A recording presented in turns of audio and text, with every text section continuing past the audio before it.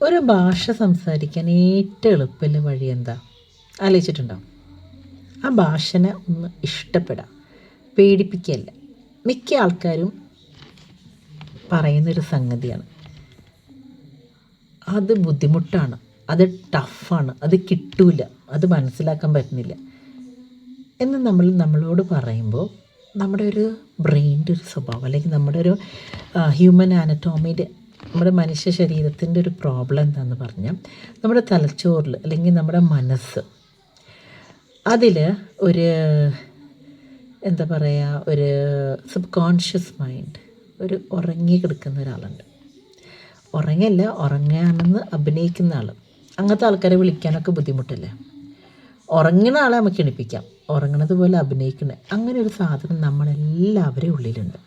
ഈ സാധനം എന്താ ചെയ്യാന്നറിയോ? നമ്മൾ ഈ മനസ്സിൽ വിചാരിക്കുന്ന കാര്യങ്ങളൊക്കെ അവിടെ സ്റ്റോർ ചെയ്ത് വെക്കും. ഈ മനസ്സിൽ വിചാരിക്കുന്ന കാര്യമില്ലേ, അത് നമ്മൾ ചെയ്യാൻ പ്ലാൻ ചെയ്യുമ്പോൾ അപ്പോഴാണ് മൂപ്പരെ പണിയെടുക്കുക. പറ്റില്ല, ടഫാണ്, ഇംഗ്ലീഷ് ഒരു ഇൻ്റർവ്യൂ ആണെങ്കിൽ അതെനിക്ക് കിട്ടുമോ? നിങ്ങളെല്ലാവരും ചെയ്യേണ്ടതെന്നറിയോ? നേരെ തിരിച്ചാണ്. നിങ്ങളെ തലച്ചോറ്, നിങ്ങളുടെ സബ് കോൺഷ്യസ് മൈൻഡ്, നിങ്ങളുടെ ഉള്ളിൽ നിങ്ങളെ പേടിപ്പിക്കാൻ, നിങ്ങളെ ധൈര്യം കുറക്കാനുള്ള ഒരാൾ നിങ്ങളുടെ ഉള്ളിൽ തന്നെ ഉണ്ട്. വേറെ പുറത്തുനിന്നൊന്നും വേണ്ട. നമ്മൾ വെറുതെ പറയണം അവർ പറഞ്ഞ കാരണമാണ്. ആരെങ്കിലും ഒരാൾ പറഞ്ഞത് കൊണ്ടൊന്നും നമുക്കൊരു മാറ്റം ലൈഫിൽ വരുത്താൻ പറ്റില്ല. അത് നമ്മുടെ ഉള്ളിൽ അത് കൺഫേം ആയിട്ട് ബിലീവ് ചെയ്ത് നമ്മുടെ ഈ സബ് കോൺഷ്യസ് മൈൻഡ് അത് എവിടെയോ കേട്ടിട്ട് നമ്മളെ കൊണ്ട് വർക്ക് ചെയ്യിപ്പിക്കുന്നുണ്ട്. അപ്പോഴാണ് നമുക്ക് ചെയ്യാൻ പറ്റില്ല, എന്നെക്കൊണ്ട് പറ്റില്ല എന്നൊക്കെ തോന്നുന്നത്. നമ്മളത് റിവേഴ്സ് കളിക്കുക, അതിനൊന്ന് പറ്റിക്കുക. എങ്ങനെയാണ് പറ്റിക്കേണ്ടത്? ഇംഗ്ലീഷല്ലേ, ഇതിപ്പോൾ എന്താ, ഒന്നാമത്തെ തന്നെ മാതൃഭാഷയല്ല, എൻ്റെ സെക്കൻഡ് ലാംഗ്വേജാണ്. മാതൃഭാഷയാണെങ്കിൽ ഈസി ആയിരുന്നു, പക്ഷെ എനിക്ക് പഠിക്കാൻ അറിയാലോ. ഞാൻ 10ാം ക്ലാസ്സിൽ ഇംഗ്ലീഷ് എഴുതി പാസ്സായി വരുന്ന ഒരാളാണല്ലോ. +1 +2 ഒക്കെ ഇംഗ്ലീഷ് എന്നല്ലേ എഴുതിയത്. പിന്നെ ബാക്കിയുള്ളതൊക്കെ എന്താ, ഇംഗ്ലീഷ് വായിക്കുന്നുണ്ട്. ഞാനിപ്പോൾ ഇംഗ്ലീഷിലല്ലേ മൊബൈൽ യൂസ് ചെയ്യണത്. ഗൂഗിൾ അടിച്ച് നോക്കുന്നതും ഇൻസ്റ്റ ഉപയോഗിക്കുന്നതും ഒക്കെ ഗൂഗിൾ സൈറ്റും എല്ലാ സാധനം അടിച്ച് ചെയ്യുന്നത് ഇംഗ്ലീഷിലൊന്നല്ലേ. അപ്പോൾ എനിക്ക് ഇംഗ്ലീഷ് അറിയാലോ, എളുപ്പമാണ്.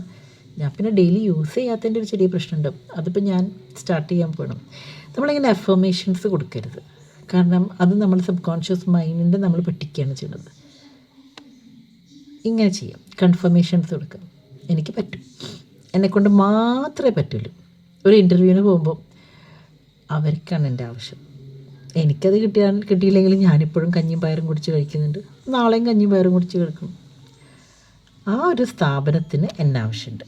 അതല്ല ഞാൻ എൻ്റെ CV അയച്ചപ്പോൾ അവരെന്നെ വിളിച്ച് നോക്കിയത്. ഇങ്ങനെ ഒന്ന് ആലോചിച്ച് നോക്കും, ഇങ്ങനെ ഒന്ന് ചിന്തിച്ച് നോക്കും, നിങ്ങളുടെ ലൈഫിൽ ഭയങ്കര മാറ്റം. അതുപോലെ നമ്മളെപ്പോഴും അവരെ പോലെ ആയില്ല, അവർക്കങ്ങനെയായി, ഇവർക്കങ്ങനെയായി, നമ്മളെങ്ങനെ പറഞ്ഞ് സമയം കളയുന്നതിന് പകരം ഞാൻ എന്നിൽ എന്ത് മാറ്റം കൊണ്ടുവരണം അങ്ങനെ ആവാൻ, ഞാൻ എന്തൊക്കെ മാറ്റങ്ങളാണ് ചെയ്യേണ്ടത്, what all changes should I do, what all changes should I make in my life എന്ന് ചിന്തിക്കുക. ഓക്കെ ഡിയേഴ്സ്, അപ്പോൾ ഞാൻ സലീന, പ്രിൻസിപ്പളാണ് ലേണിംഗ് മൈൻഡ്സ് ഇൻ്റർനാഷണൽ പ്രീ സ്കൂളിൽ. ഒരു ലൈഫ് കോച്ച് ട്രെയിനറാണ്, ഒരു ഇൻ്റർനാഷണൽ ലാംഗ്വേജ് ട്രെയിനറാണ്. അങ്ങനെ കുറച്ച് ചെറിയ ഒരാളാണ്. ഒരു കൊച്ചു PhD ഒക്കെ എഡ്യൂക്കേഷനിൽ എടുത്തിട്ടുള്ള ഒരാളുമാണ്. അപ്പോൾ ഡോക്ടറിനൊന്നും വിളിക്കാനൊന്നും ഇഷ്ടമെന്നില്ല. ഞാൻ അങ്ങനെ ഒരു സാധാരണ ഒരാളാണ്. ലൈഫിലത്തെ കുറേ എക്സ്പീരിയൻസസ് മനസ്സിലാക്കി നിങ്ങൾ ഷെയർ ചെയ്ത് നിങ്ങളായിട്ട് നിങ്ങൾക്ക് ഉപകാരം വരുന്ന രീതിയിൽ എൻ്റെ ഭാഗത്തുനിന്ന് ഒരു സഹായം എന്ത് തരത്തിലാണെന്നാണെങ്കിലും നിങ്ങൾക്ക് യൂസ് ചെയ്യാൻ പറ്റുന്നത്.